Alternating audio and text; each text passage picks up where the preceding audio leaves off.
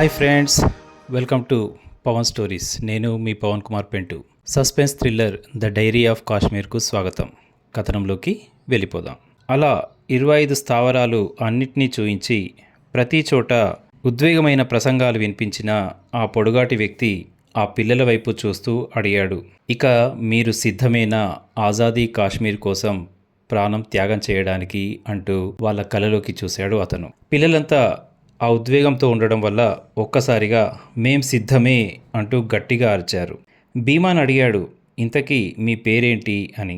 నవ్వుతూ గడ్డాన్ని సవరించుకుంటూ ఆ వ్యక్తి చెప్పాడు, నన్ను అందరూ చాచా అంటారు అని. భీమాన్ నవ్వాడు, మీ పేరు చాలా బాగుంది అని. అతను అన్నాడు, నా పేరు మీకు ఆనందాన్ని ఇస్తుంది, కానీ చాలామందికి చెమటలు పట్టే భయాన్ని ఇస్తుంది అన్నాడు చాచా నవ్వుతూ. ఆ ఉద్వేగ ప్రసంగాలు విన్న ఆ పిల్లలు ఎప్పుడెప్పుడు సూసైడ్ బాంబర్గా మారదామా అని ఎంతో ఆసక్తితో ఉన్నారు. ఇక మీ అందరికీ అసలు ట్రైనింగ్ మొదలవుతుంది అన్నాడు చాచా. మీరెన్నడూ చూడని వస్తువుల్ని, ఎన్నడూ చూడని బాంబుల్ని, ఆయుధాల్ని మీకు చూపిస్తాను అన్నాడు. అది వినగానే ఆ పిల్లలందరూ సంతోషంతో ఊగిపోయారు. ఆ సాయంత్రం అక్కడి నుంచి బయలుదేరి దాదాపు రాత్రి కథువాకు చేరుకున్నారు వాళ్ళు. మీ ఇంట్లో వాళ్ళకు చెప్పండి, దాదాపు 20 రోజుల వరకు ఇంటికి రానని. సరే అంటూ వాళ్ళంతా ఇళ్లలోకి వెళ్ళారు. అమ్మను గట్టిగా పట్టుకొని ఏమేం చూశాడో అవన్నీ వస్తువుల్ని, అవన్నీ సన్నివేశాల్ని పూసగుచ్చినట్టుగా చెప్పాడు భీమాన్. అది సరే, ఆ వస్తువుని జాగ్రత్తగా పెట్టావా అంది రుక్సానా. అవునమ్మా, ఎవ్వరికీ తెలియకుండా, ఎవరికీ కనబడకుండా 25 చోట్ల జాగ్రత్తగా పెట్టాను అన్నాడు భీమాన్. దేవుడు మనకు మంచి చేస్తాడు కదూ, ఆజాదీ కోసం నేనేమైనా చేస్తానమ్మా అన్నాడు భీమాన్. అవును, ఆజాదీ కావాలి, కాశ్మీర్కి ఆజాదీ కావాలి, ఎవరి దిష్టి పడనంతగా ఆజాదీ కావాలి అంది రుక్సానా పైకి చూస్తూ. 20 రోజుల పాటు మాకు ట్రైనింగ్ ఉంటుందట, ఎప్పుడు చూనని వస్తువుల్ని, బాంబుల్ని, ఆయుధాల్ని చూపిస్తాను అన్నాడు చాచా అన్నాడు భీమాన్. చాచా పేరు వినగానే ఒక్కసారిగా ఆశ్చర్యపోయింది రుక్సానా. మళ్ళీ చెప్పు అంది. అవునమ్మా, చాచా భలే తమాషా మనిషి, పొడవాటి గడ్డం ఉంటుంది, ముఖంలో ఎప్పుడు కోపం ఉన్నట్టుగానే ఉంటుంది అన్నాడు భీమాన్. చాచా పేరు వినగానే రుక్సానా మెదడులో కొన్ని ఆలోచనలు మెదిలాయి. అవేవి బయట కనిపించకుండా, సరేరా నీకోసం చక్కని భోజనం వండాను, కడుపు నిండా తిందుగాని అంటూ కొడుక్కు కొసిరి కొసిరి వడ్డించింది రుక్సానా. ఆ ఇద్దరి మనసుల్లోనూ ఎక్కడా భయం లేదు, ఎక్కడా బాధ లేదు. వారిద్దరి లక్ష్యం ఒకటే, అదే ఆజాదీ కాశ్మీర్. దాదాపు చరిత్రలో ఎక్కడా ఇలాంటి తల్లి కొడుకులు కనిపించరు. అన్నట్టుగానే ఉదయం పిల్లలంతా ట్రైనింగ్ కోసం చాచాతో పాటు ఎక్కడికి వెళ్ళిపోయారు. వెంటనే రుక్సానా తయారైంది. టకటక రెడీ అయి బయటకు బయలుదేరింది. ఎటు వెళ్తున్నావు అన్నారు బయటి వాళ్ళు. అడవిలోకి వెళ్తున్నాను అంది రుక్సానా. రుక్సానాకు అస్సలు భయం ఉండదు, ఒంటరిగానే అడవిలోకి వెళ్తుంది.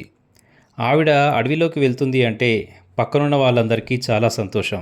ఎందుకంటే రుక్సానా తిరిగి వచ్చేటప్పుడు ఖచ్చితంగా షికారీ తీసుకొనే వస్తుంది. అది అక్కడున్న వాళ్ళందరికీ పంచుతుంది. కాబట్టి త్వరగా వెళ్ళి త్వరగా రా, నీకోసం ఎదురు చూస్తూ ఉంటాను అంది పక్కావిడ. తన చేతిలో కేవలం ఒక బ్యాగ్, చిన్న చిన్న ఆయుధాలు పట్టుకొని టకటక అడవి వైపు అడుగులు వేసింది రుక్సానా.